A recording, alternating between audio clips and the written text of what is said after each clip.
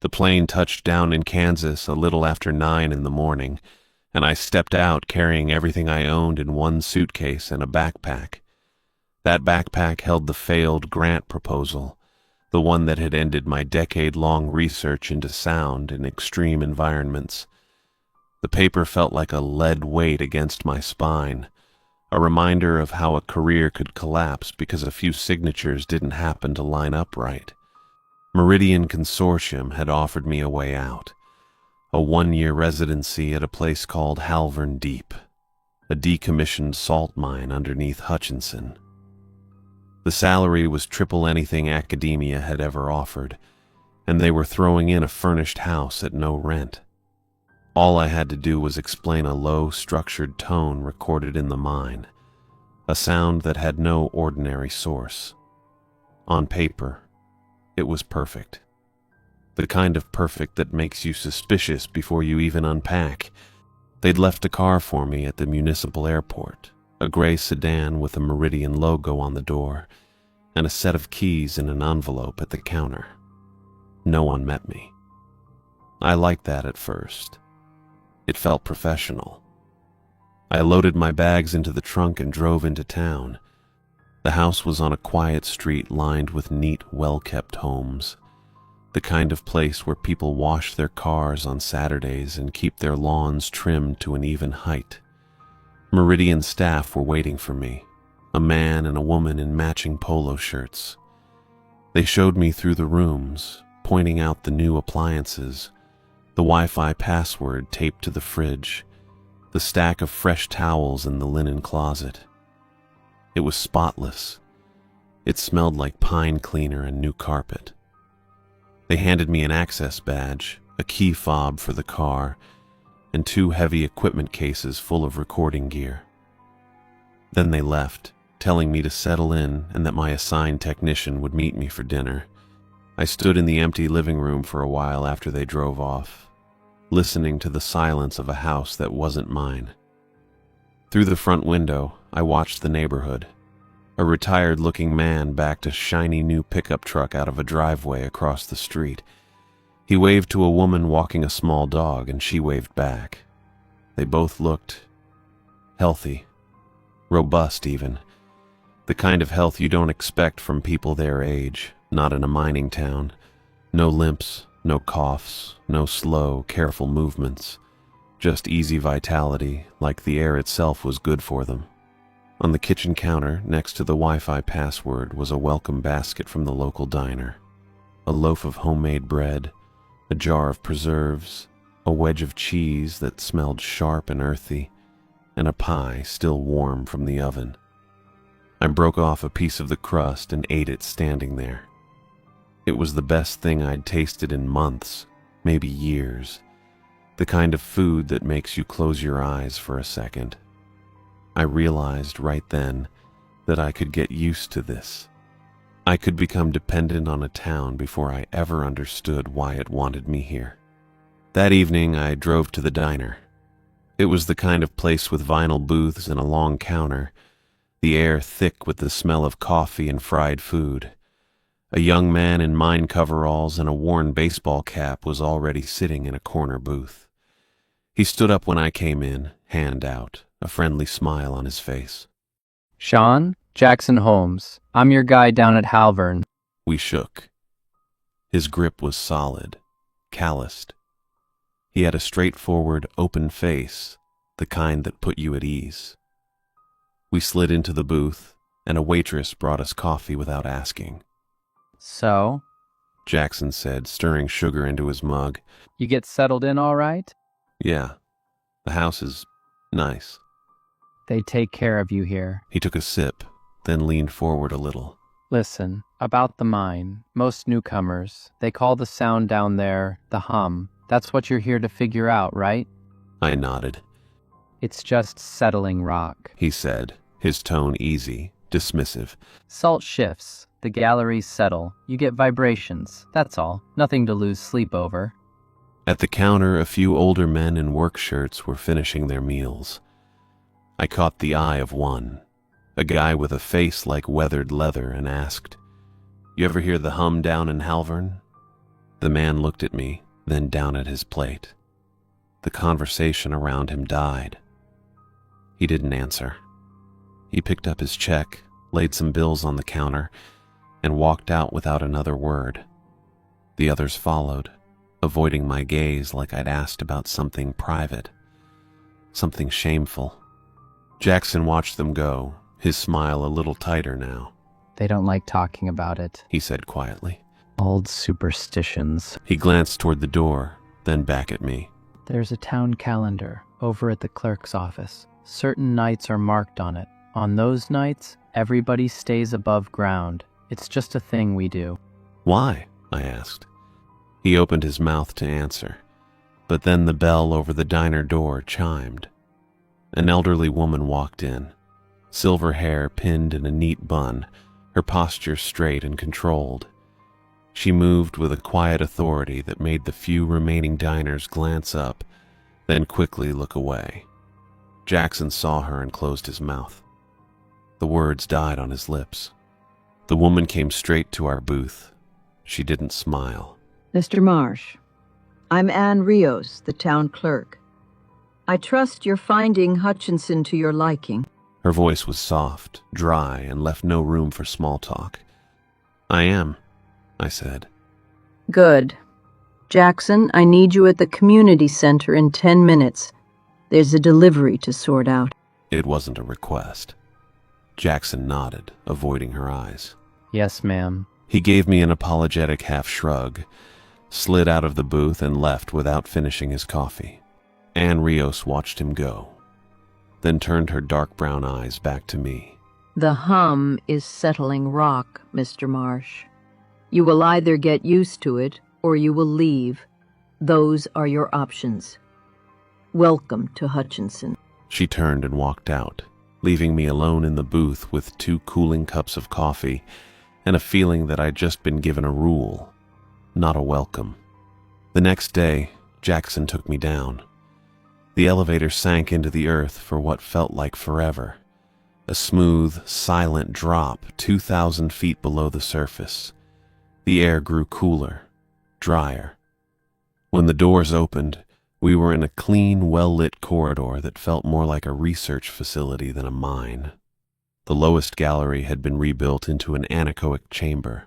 The walls, floor, and ceiling were covered in dense, sound-absorbing foam, a landscape of blue wedges that swallowed every whisper. Jackson left me to run the first calibration. I powered up the microphones, the recorders, the spectral analyzers. The silence that descended wasn't just an absence of noise. It was a presence, a pressure. In that perfect quiet, I could hear the thump of my own pulse in my ears, the soft, liquid rush of my blood moving. It was unnerving. And then, beneath that, it began. A low tone, structured, clean, holding a single pitch.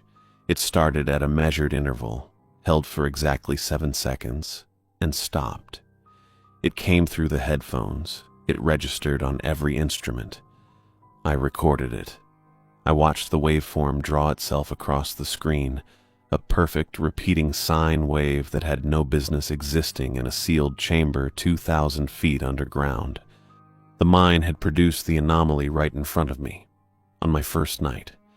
The following morning I was back in the control room, the hum's recording playing on a loop. I checked every sensor, every power line, every ventilation fan and structural monitor. I traced cables, ran diagnostics, looked for harmonics that might indicate a generator, a pump, anything. There was nothing. No mechanical source. No electrical ghost in the machine. Jackson found me there, a fresh coffee in his hand for me. He set it down on the console. Find anything? No. It's the salt, Sean. It settles. This isn't settling rock, I said, my eyes on the screens. The harmonic structure is too fixed. The interval is too regular. He shifted his weight. Look, even if it's not, some things are better left alone. Don't go working down in the lowest gallery by yourself, okay? It's not safe. He was warning me off. I could hear it in his voice. But all I could think about was the grant proposal in my backpack, the collapsed career, the years of work that had led nowhere. A successful account of this anomaly. It could restore everything. It could put me back in the game. I decided right then that I would prove his explanation wrong. I wouldn't just accept it. That evening, instead of going to the diner, I walked to the town clerk's office. The building was dark, but a calendar was displayed in the front window, lit by a single interior bulb. It was Ann Rios's calendar. Decades of dates, each page filled with neat, small handwriting. And among the notations, on specific nights scattered across months and years, were small, precise pencil marks. A tiny X next to a date, sometimes 2 in a month, sometimes months apart. They formed a pattern, a rhythm of their own. My eyes found the current month, October. There, on the 8th, 4 days from now, was a fresh pencil mark. The shadow moved inside the office before I saw her. Ann Rios appeared behind the glass, her expression unreadable. She didn't open the window. She just stood there, looking out at me. "What do the marks mean?" I asked, my voice sounding too loud in the quiet street. She didn't answer for a long moment. Then, softly but clearly through the glass, she said, The hum is settling rock, Mr. Marsh. You will either get used to it, or you will leave. She reached over and pulled the cord on the single bulb, plunging the calendar, and her face, into darkness. The calibration took all afternoon. 3 microphones anchored at different depths along the salt floor, their cables snaking back to the main console. I tapped the floor with a steel rod at regular intervals, sent a clean pulse down, and watched the screens for the echo. Standard procedure. The kind of thing you do when you're trying to map a space for resonance to see what frequencies it wants to hold. The tone came back at me. Not an echo, not a vibration from the tap. A clean, structured tone, the same one I'd recorded the day before. And it came exactly 7 seconds after I finished walking from the second mic to the third. It held for 7 seconds. Then silence. I stood still for a full minute, holding my breath. Nothing. I walked the same path again, my boots scuffing on the dry salt. 7 seconds after I stopped moving, the tone returned. A perfect 7-second delay. A perfect 7-second hold. It was repeating the cadence of my own walking. I ran the recordings through the spectral analyzer. The waveform was a textbook sine wave, too clean for geology. Rock doesn't settle in harmonic purity. Machinery leaves a signature, a 60 hertz hum from the electrical grid, harmonics from a motor. This had none of that. It wasn't the mine's ventilation cycle either. I'd already checked the timers. The fans cycled on a different schedule entirely, and the interval was shorter.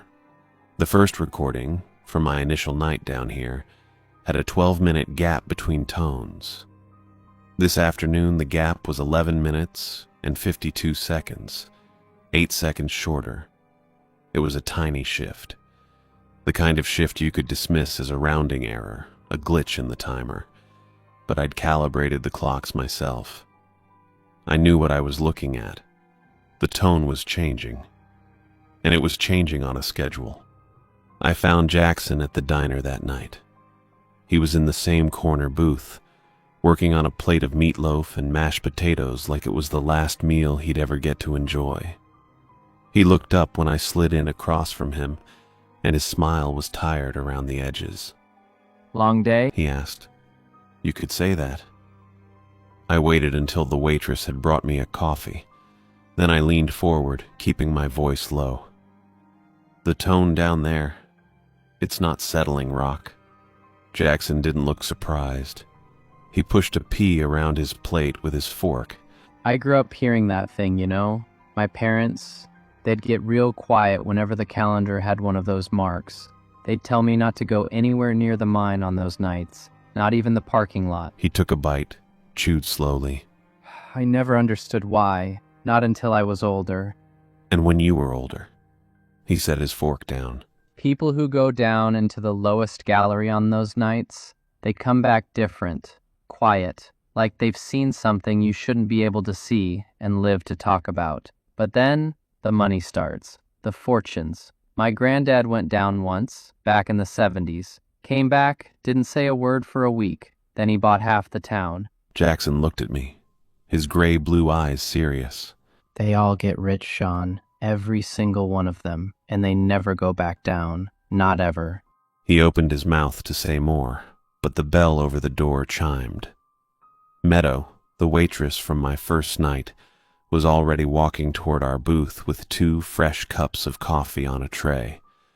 She hadn't taken an order. She set one in front of me, one in front of Jackson, her movements efficient and final. "The hum is settling rock," she said, her voice flat.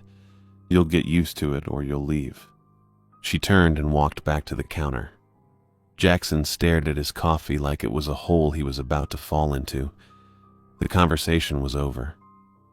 Whatever he'd been about to tell me about what happened below, it died right there, in the steam rising from the cup. The next morning, I didn't go down to the gallery. I stayed in the control room, the archive terminal open on one screen, my own recordings playing on another. The consortium's personnel system was a mess of old scans and poorly indexed logs, but the data was there. Decades of environmental readings from Halvern Deep, tied to specific dates. I cross-referenced those dates with the marks on Ann Rios's calendar. Every single marked night in the archive was preceded by a shortening of the tone's interval, a gradual acceleration, starting days or sometimes weeks out, getting faster and faster until the night itself. Then, after the marked date, the interval would reset, go back to its baseline, until the next mark appeared on the calendar. It wasn't a geological process. Geology doesn't count down. As I was comparing the last set of dates, the live feed from the gallery flashed on my monitor. The tone sounded. I watched the timer. 11 minutes and 44 seconds since the last one. Another 8-second drop. It was happening in real time, right in front of me, while I sat there looking at the history of it happening over and over again. I stopped building a geological model. I opened a new file and started a timeline instead. The archive room was down a side corridor, a windowless space that smelled of old paper and dust. The town records were there too, donated to Meridian for historical preservation. Probably a condition of the money. I pulled the files for every wealthy long-term resident I could remember seeing around town. The man with the new pickup, the woman who walked her dog every morning, the couple who owned the diner. I matched names to the mine's old access logs. Every one of them had descended into the lowest gallery exactly once, always on the night before a marked date. The descents were spaced years apart, sometimes decades. No pattern to who went when, except that it was always one person, alone. And every single file showed the same thing, a massive influx of capital into that person's accounts within a month of their descent. Inheritance from a distant relative, lottery winnings, a surprise investment payout. The paperwork was always flawless. There was no record of what they'd encountered down there. No survey notes, no samples, no after-action report. Just an entry in the log, and then a life transformed by money. And none of them had ever gone back. Not once. I spent the evening walking the streets, the names from the archive sitting in my head like stones. I picked 3 houses at random, homes belonging to retired miners whose names were in the logs. I knocked on doors. The first was an older man, his face lined from a lifetime underground. I asked him, straight out, when he'd first come into his money. He looked at me like I'd asked about his sex life. "That's private," he said, and closed the door. The second was a woman in her 60s, tending to a rose bush in her front yard. Same question. She smiled, a tight, practiced thing. "The Lord provides in mysterious ways," she said, and went back to her pruning. The third was a man who answered the door with a can of beer in his hand. I mentioned the lowest gallery. His eyes went flat. He didn't say a word. He just shut the door in my face, the lock clicking into place with a sound that felt louder than it was. On my way back to the main street, an older resident I didn't recognize was sitting on his porch, rocking slowly in a creaking chair. He watched me walk by, and as I passed, he spoke without looking at me. "People who want to keep their lives," he said, his voice a dry rasp. "Don't ask the mind to explain itself." I kept walking. That night I went back down. The gallery was silent, the blue foam absorbing every sound except the low rush of my own breathing in the headphones. I recalibrated every microphone, ran a full diagnostic, and then I packaged the last 24 hours of recordings. I attached the timeline, the archive cross-references, the log entries.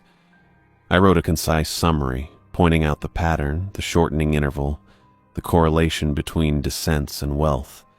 Then I transmitted it all to Stephen Hubbard, my Meridian contact. I requested an immediate explanation. His reply came within the hour. Corporate enthusiasm, polished to a shine. "Congratulations, Sean," his message read. "You found the important part of the assignment. The temporal pattern is the key metric. Well done.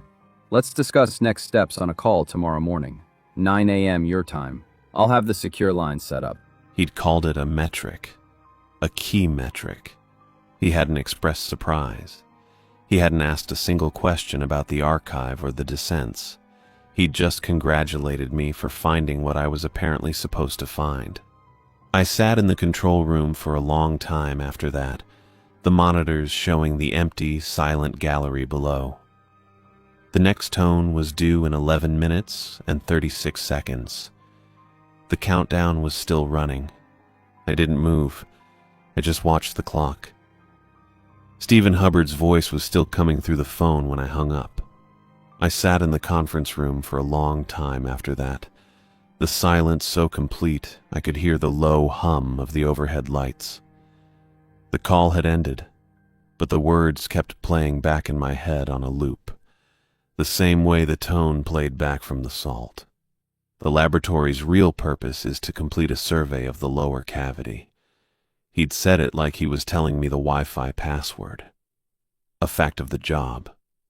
Your contract requires one authorized descent below the deepest gallery on October 7th, the eve of the marked night.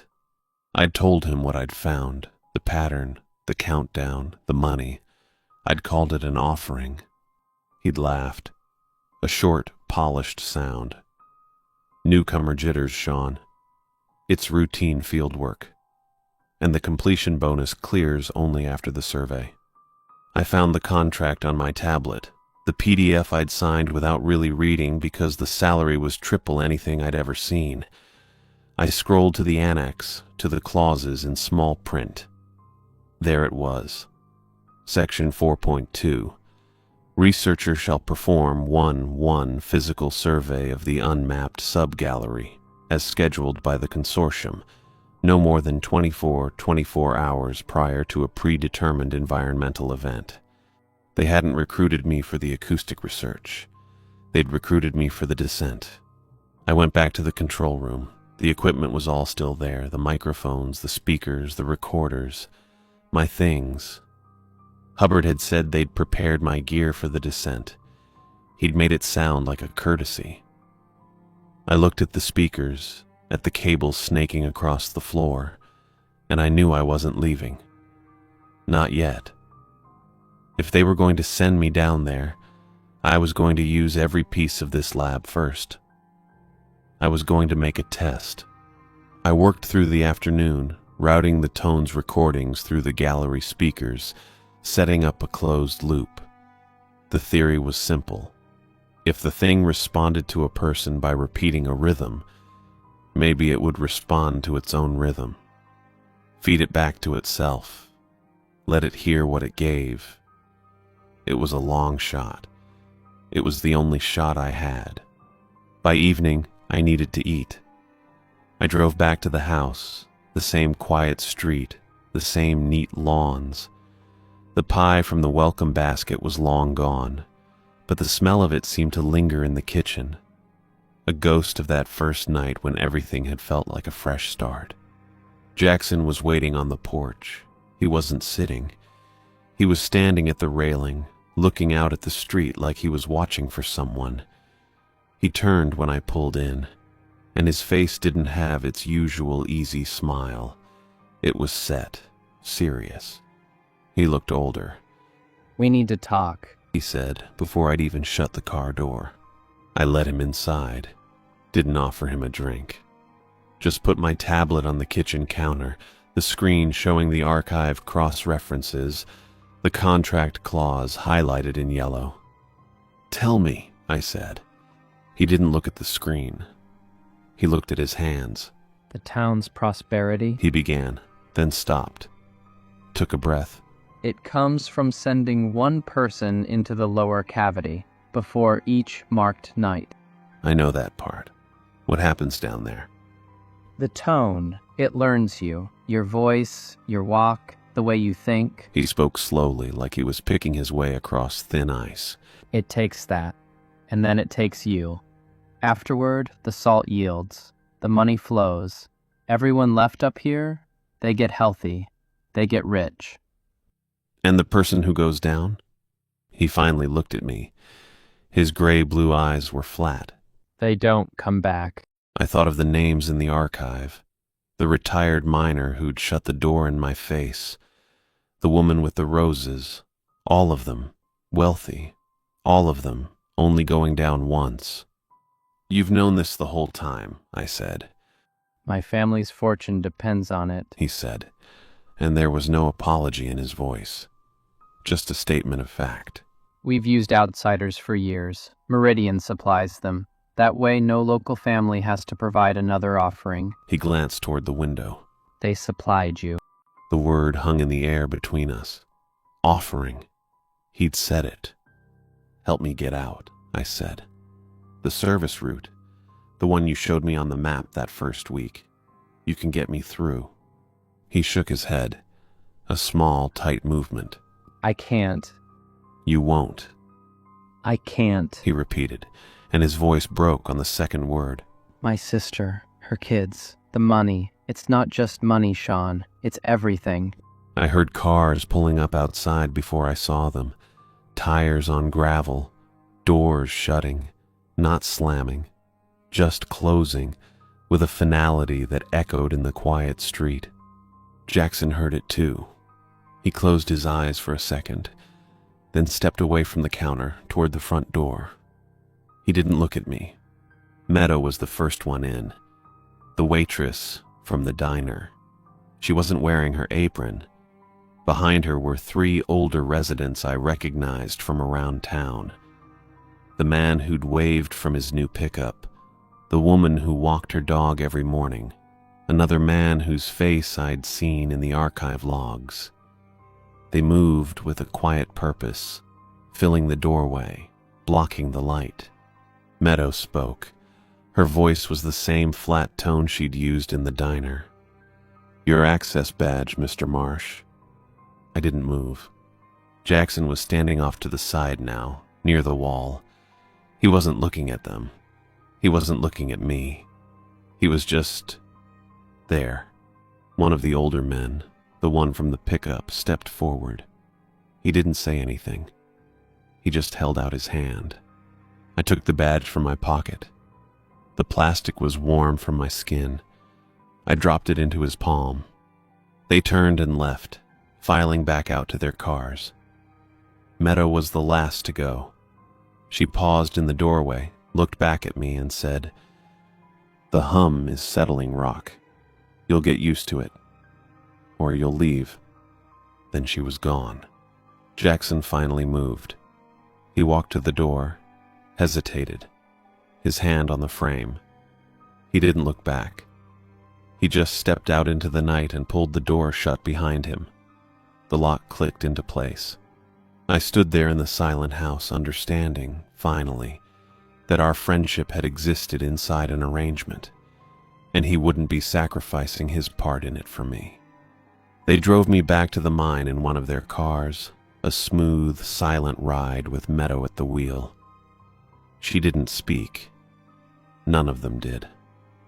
They escorted me to the control room, left me there with the equipment I'd already set up, and sealed the door from the outside. I heard the bolt slide home. It didn't matter. The loop was ready. I worked through the night, fine-tuning the feed, calibrating the delays. The theory was solid. The tone responded to rhythm. It had repeated my walking cadence during calibration. If I could get it to respond to its own pattern, maybe I could create a feedback loop, something that would occupy it, distract it, give me a chance. At 11:20, I entered the lowest gallery alone. The blue foam absorbed every sound except the soft crush of my boots on the salt floor. The air was cool, dry.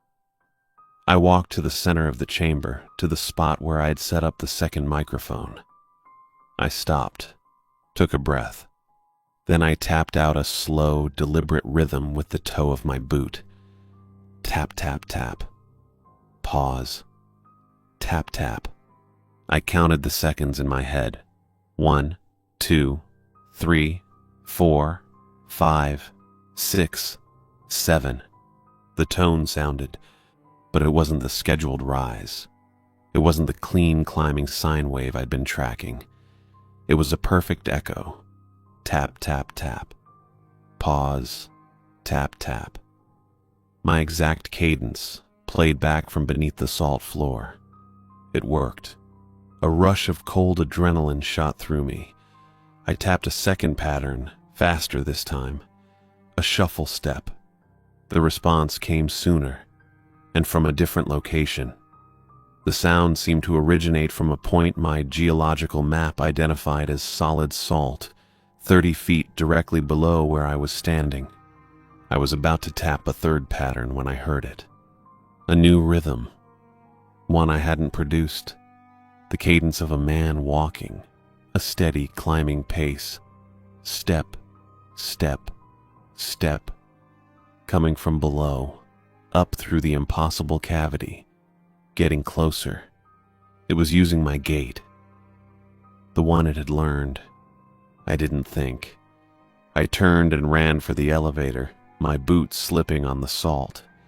I hit the call button, the panel lighting up red. The doors slid open and I threw myself inside, jamming my thumb against the close button. As the doors began to shut, I slapped the security alarm mounted next to the panel. A harsh electronic blare shattered the silence of the gallery, echoing off the foam wedges. A red light began to strobe, painting the blue walls in pulses of violent color. Confirmation. The tone had learned me, and it was using what it learned to draw me back. The elevator rose, slow and smooth. I leaned against the wall, my breath coming in ragged gasps. At the upper access level, the doors opened onto the well-lit corridor. Jackson was there. He must have heard the alarm. He was standing a few yards away, his face pale under the fluorescent lights, his hands hanging at his sides. "It answered," I said, my voice sounding raw in the sudden quiet after the alarm. The tone. It answered my footsteps. He just stared at me. "There's something walking up from below," I said, using my walk. Jackson's shoulders slumped. All the fight went out of him, right there in the corridor. He looked down at the floor, then back up at me, and his eyes were wet. "It doesn't just kill them," he whispered. "It copies them first, their patterns, That's why they come back silent. That's why we never talk about it. The approaching rhythm was still there, in my head. Step, step, step, It's already responding to you, Sean. Jackson said, and the words seemed to cost him everything. The offering, it's already started. The authorization codes were still valid. I sat in the control room, the monitors showing the empty gallery below, and used them to patch every active speaker in the lowest gallery into the recording loop. It wasn't hard. The system was designed for redundancy, not security, and my access let me route the primary output to every channel. I set the loop to begin at 5:30 in the morning, before the elders would come down for their scheduled descent, and save the circuit plan in the control computer under a generic maintenance log. The mine's power was supplied by a backup generator overnight, during what they called routine maintenance. I found the override for the automatic shutdown protocols and disabled them.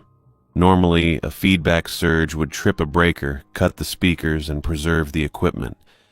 I made sure that wouldn't happen. If the tone was going to hear itself, it was going to hear all of itself. For as long as the generators could take it, I worked through the night. The silence of the control room broken only by the hum of the servers and the occasional beep from a monitor. My own reflection looked back at me from the dark glass of the screens, a face I barely recognized anymore. Tired, angry, determined in a way that felt like falling. At 2 in the morning, they came for me.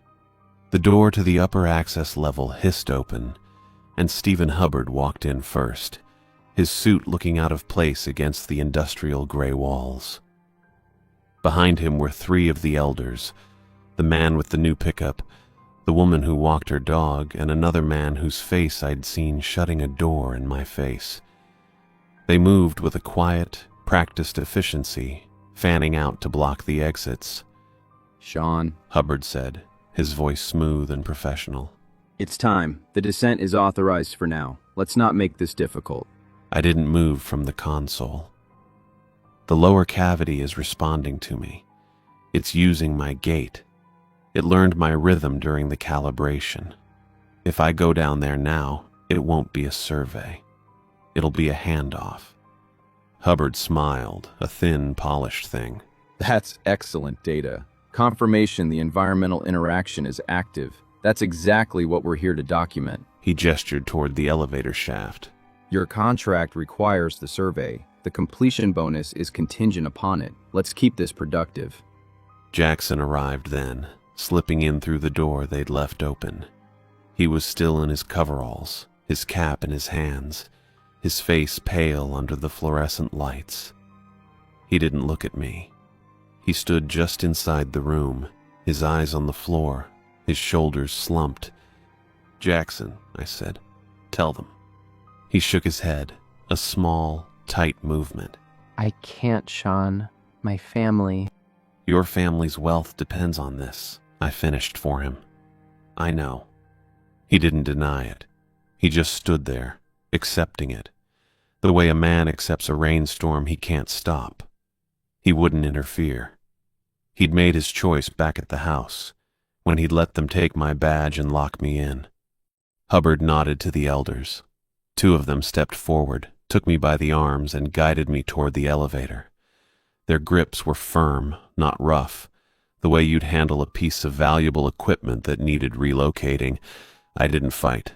There was no point. The ride down to the lowest gallery was silent. The elevator hummed, the numbers on the panel counting down the feet, and nobody spoke. Hubbard checked his watch. Jackson stared at the door. The elders stood like statues, their faces expressionless. When the doors opened, the gallery was exactly as I'd left it.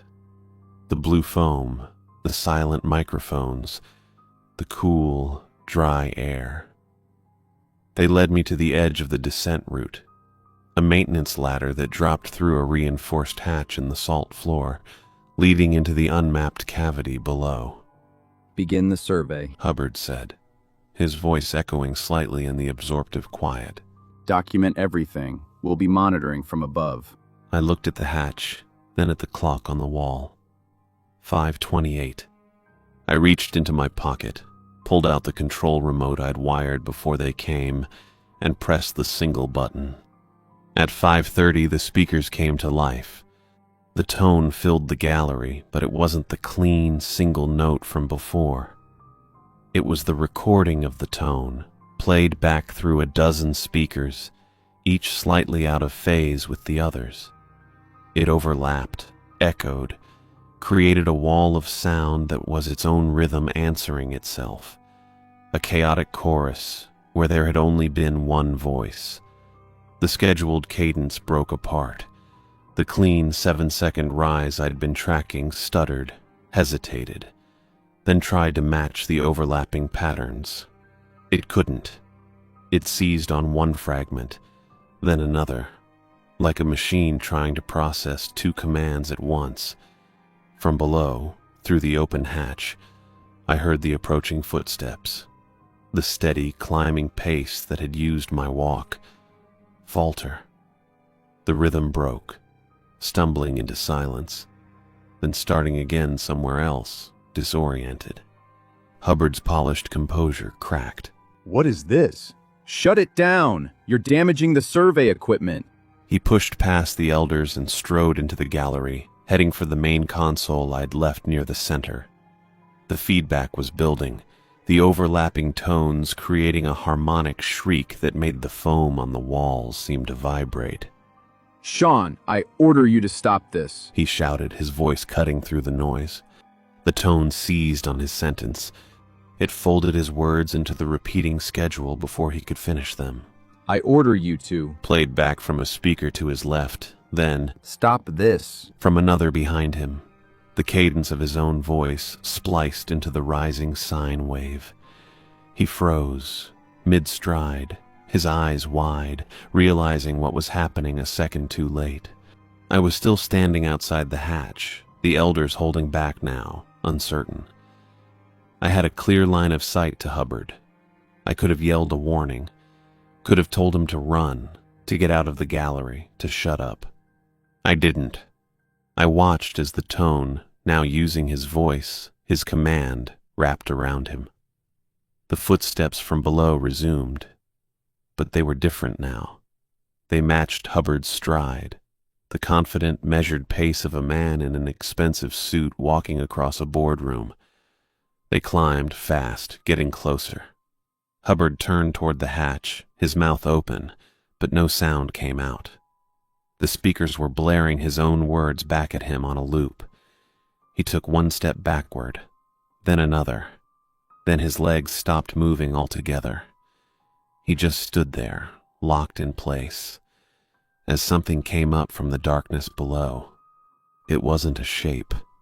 It was a convergence of sound, a vibration in the air that took the form of a man climbing a ladder that wasn't there. It reached the floor of the gallery and stepped toward him. Hubbard disappeared. One moment he was there, a man in a navy suit standing in a blizzard of noise and blue foam. The next, he was gone. The space where he'd been was empty. The feedback from the speakers peaked, a sustained shriek, and then cut out entirely. Silence.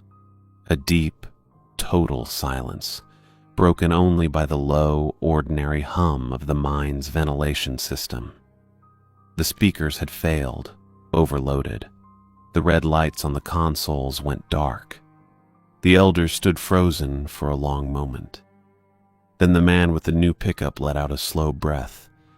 He looked at the empty space where Hubbard had been, then at the open hatch, then at me. "The offering is complete," he said, his voice quiet. "The schedule is satisfied." He didn't sound relieved. He didn't sound anything. He just stated it as a fact. They didn't stop me when I turned and walked to the elevator. They didn't follow. Jackson was still up on the access level. I saw him through the closing doors as I rose, standing alone in the corridor, his face a mask of something I couldn't name. Shame, maybe, or just exhaustion. He didn't move. He didn't speak. He didn't follow. I left everything. The control room, the equipment, the contract, the completion bonus. I walked out of Halvern Deep into the gray light of morning, got into the gray sedan Meridian had left for me at the airport, and drove. I drove straight to the municipal airport, parked the car in the lot with the keys in it, and bought a ticket for the first flight out of Kansas that had a seat available. It was a commuter plane to Denver. I didn't care. I'd boarded with just the clothes on my back and my wallet. The backpack with the failed grant proposal was still in the trunk of the car. Let them have it. The plane took off as the sun was coming up, turning the flat Kansas landscape into a sheet of gold. I looked down at Hutchinson, at the neat streets and the quiet houses, and wondered if the salt had yielded yet, if the money was already flowing, if everyone up there was still healthy, still robust, still living their prosperous lives. Meridian reported Stephen Hubbard's absence as a field accident, a tragic loss during routine survey operations. They didn't come after me. The offering was complete. The town's prosperity remained intact. I was a loose end that had neatly tied itself off. I leaned my head against the window and closed my eyes. The hum of the plane's engines was just engines, nothing more. The press release arrived in my inbox on a Tuesday afternoon, 35 days after I'd left Hutchinson. I'd stopped checking the news feeds, had unsubscribed from anything with the words acoustics or research funding in the header, but Meridian's corporate communications had a way of finding you anyway. The subject line was pure corporate sunshine. Meridian Consortium announces new frontier in subterranean acoustic research. I was sitting at my kitchen table in Chicago, the one I'd bought secondhand because it was cheap and solid, drinking coffee that tasted like burnt cardboard. The apartment was on the 3rd floor, and the window looked out on a brick wall and a fire escape. It was quiet. That was the whole point. I opened the email. It was all the same words. Groundbreaking residency. Unprecedented access. The quietest underground laboratory in North America. They'd even used the same photograph of the main gallery, the blue foam wedges looking serene and scientific under the soft lights. My old lab. And there, at the bottom, was the name, Stella Patterson. A bright young researcher from a prestigious graduate program, selected for her innovative approach to long-duration signal analysis. They quoted her saying she was thrilled to begin mapping the unique sonic signature of the salt formation. I knew that signature. I knew the thrill. I closed the laptop. The screen went black, and my own reflection looked back at me. Tired, 36, sitting in a kitchen that still smelled of the previous tenant's garlic. I got up and poured the rest of the coffee down the sink. The faucet needed a new washer. It dripped in a slow, irregular pattern that I'd been meaning to fix for a week. That was the thing about leaving. You took yourself with you. The coffee still tasted bad. The faucet still dripped. And the pattern, the one you'd mapped in a place 1,000 miles away, it didn't stay in the mind. It stayed in your head, in the timing of things. I went to bed early that night, just to stop thinking. The streetlight outside my window cast a pale orange square on the ceiling, and I lay there watching it, listening to the city sounds.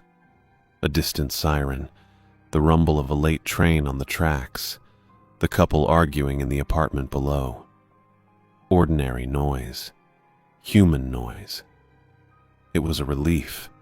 I must have fallen asleep because the next thing I knew I was awake. It was dark. The square of light on the ceiling was gone. The arguing had stopped. The only sound was the hum of my refrigerator from the kitchen, a low, steady 60 hertz drone I'd gotten used to. And underneath it, a rhythm. It was faint. so faint I thought I was dreaming it at first. A soft, structured pattern of pressure in the air, not a sound you heard with your ears so much as felt in the bones behind them. Step, step, step, pause, step, step. My own walking cadence, the one I'd used during the calibration, the one the tone had echoed back to me from 30 feet below the salt floor. I sat bolt upright in bed, my heart hammering against my ribs. The apartment was silent except for the fridge. I held my breath, straining to listen. Nothing. A dream. It had to be a dream. Stress. Lingering anxiety from reading that press release. My brain stitching together old fear with the quiet of a new place. I swung my legs out of bed, my feet hitting the cold hardwood floor. I stood up, took 2 steps toward the door, and stopped. The rhythm started again. Step, step, step, pause, step, step. It matched my movement exactly.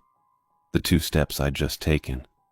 It was coming from nowhere and everywhere at once, a vibration in the walls, in the floor, a resonance tuned to the frequency of my own body moving through space. I froze. I didn't breathe. The rhythm continued. Step, step, step. It was climbing. The steady, patient pace of a man walking up a ladder. The same rhythm that had come for Hubbard. It was here, in my apartment, in Chicago. I looked at the clock on the nightstand. The green numbers glowed in the dark. 2:13 a.m. I took a step backward toward the bed. The rhythm shifted, echoing the retreat. Step, pause, step. It was learning me in real time. It had learned me in the mine, and it had followed the learning out. The offering hadn't been Hubbard. Hubbard had been a substitute, a last-minute change to the schedule that satisfied the town's ledger. The real offering, the one the tone had started preparing for the moment I tapped my boot on the salt, was me. It had copied my patterns, my gait, the sound of my thinking, and now it was using them to find me. I stood in the middle of my dark bedroom, not moving a muscle. The rhythm played on, a ghost of my own footsteps walking an endless circle in the air around me. It didn't need recording equipment. It didn't need speakers or a salt cavity to resonate in. It just needed the pattern it had taken. After a while, it faded. Not all at once, but gradually, the way a sound dies when you walk away from its source. The pressure in the air eased. The silence returned, filled only by the ordinary hum of the refrigerator. I didn't go back to bed. I walked to the kitchen, my own steps silent now, and stood at the sink looking out at the dark brick wall. The drip from the faucet counted seconds. Plink. Pause. Plink. I thought about Stella Patterson, her bright, ambitious voice in that press release, her innovative approach. I thought about her walking into that control room, setting up her equipment, tapping a microphone to test the silence. I thought about the tone learning the rhythm of her walk, the particular cadence of a young woman in field boots, eager to prove herself, moving through the blue-lit quiet. I couldn't warn her. Any call, any email, any attempt to contact Meridian or Hutchinson would just mark me as a loose end again. They'd closed the ledger. The offering was complete. The money was flowing. My interference would only remind them I was still out here, still carrying the pattern. And the pattern was the problem. It wasn't in Kansas anymore. It was here. I stayed at the window until the sky began to lighten from black to deep blue. The first bird started up, tentative chirps in the alley below. A garbage truck groaned its way down the street. The ordinary world was waking up. I could feel it happening around me, the city coming to life in its usual, messy, human way. But underneath it, like a second layer of quiet, the rhythm was still there. Sleeping, maybe, or waiting. It had learned me. It had followed me home. And I knew, standing there watching the brick wall turn gray in the dawn, that it wasn't ever going to leave. The hum was settling rock. I'd gotten used to it, and I had left. But it hadn't.